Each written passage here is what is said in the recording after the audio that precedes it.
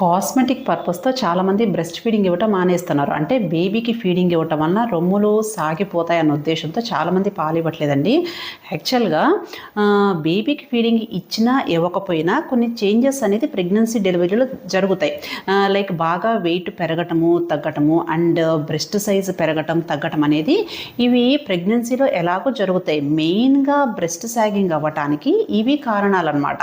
ప్రెగ్నెన్సీలో జరిగే మార్పుల వలన రొమ్ములలో మార్పులు అనేది మెయిన్గా జరుగుతాయి. పాలివ్వటం అనేది కొంతవరకు మాత్రమే కారణం అనమాట. లైక్ పాలిస్తున్నప్పుడు ఎక్స్పాన్షన్, కంట్రాక్షన్, బ్రెస్ట్ అవ్వటం అనేది కొంతవరకు మాత్రమే కారణం అనమాట. మెయిన్ కారణం ప్రెగ్నెన్సీ చేంజెస్. సో పాలిస్తే రొమ్ములు సాగిపోతాయి అన్న ఉద్దేశంతో బేబీస్కి ఫీడింగ్ ఇవ్వటం మానేయకండి.